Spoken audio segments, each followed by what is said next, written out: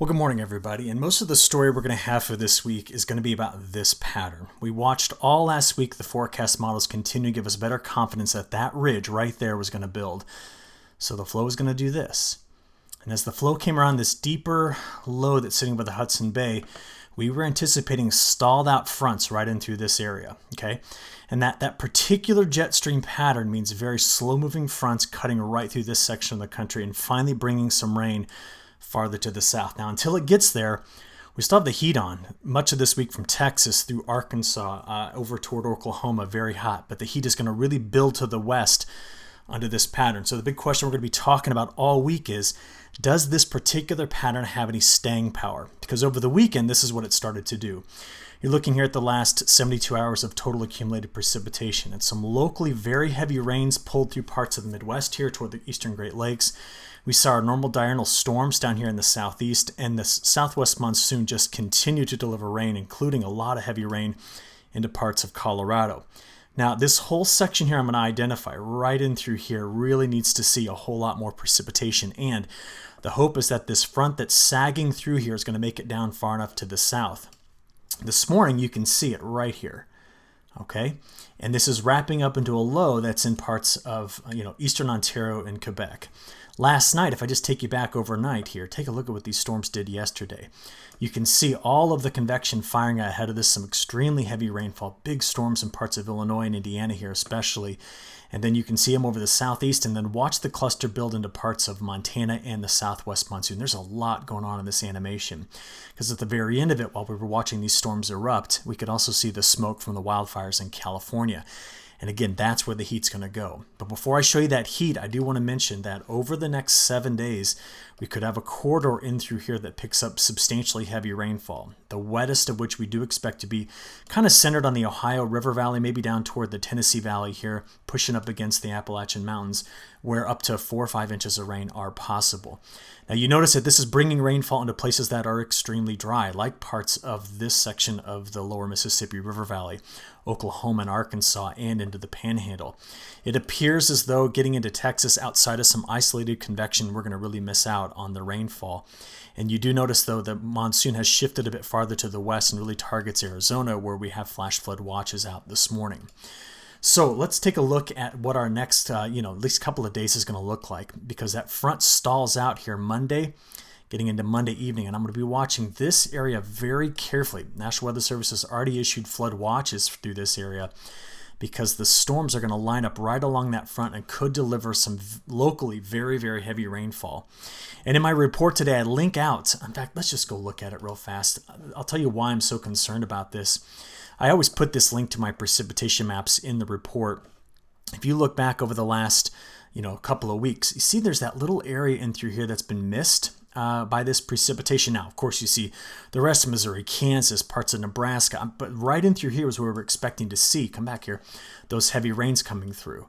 And that's going to be critical to see for the crop condition there, how the rains really improve things. Now, that's just through tonight into tomorrow afternoon and evening. And you see that front lingers as we go out into the Wednesday. It's just sitting right in through here. So again, we put that all together, let's shrink that back up, we could get some relatively heavy rainfall.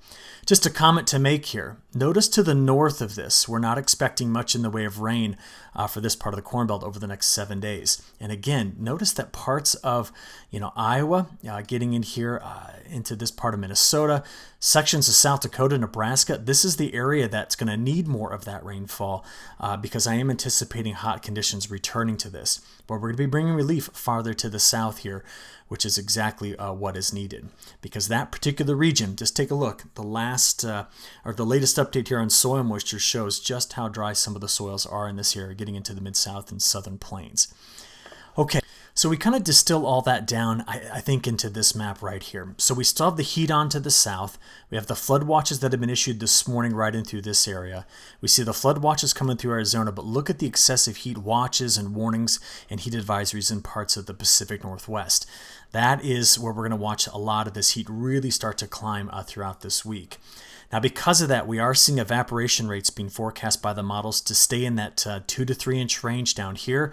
But all of a sudden, the Columbia Basin, now you notice Snake River Valley, you're seeing here that these evaporation rates are going up there to that 2 to 3 inch range as well.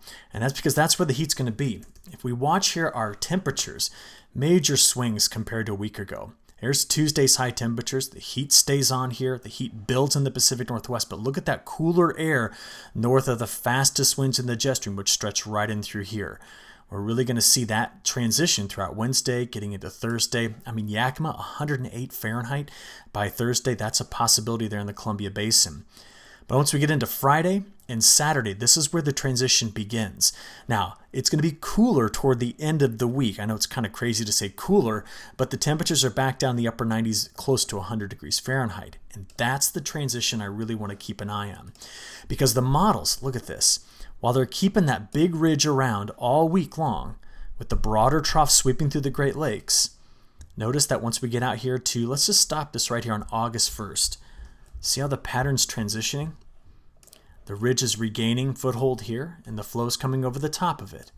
So that means as we go fully into week 2, we need to be watching for the ridge that was along the west coast to break back down into a trough, meaning that that ridge only had the staying power of basically a week. Given that La Nina still has a grip on this pattern, we expected more troughs here. So if we open up a ridge back here across this section of the country, the ridge riders go around the top of it, but we could start to see dry conditions moving back in. Now, what does it do to the temperatures? Well, here's the next 5 days. All the heat is west. All the heat is south. But then as we move this out here to the first week of August, notice it opening back up to the midsection of the country. The Pacific Northwest goes back over to normal temperatures, and we regain that kind of foothold of that central U.S. ridge, whether it's the Mid-South or the Southern Plains or the Central, it's just going to come back here, which is characteristic of a La Nina.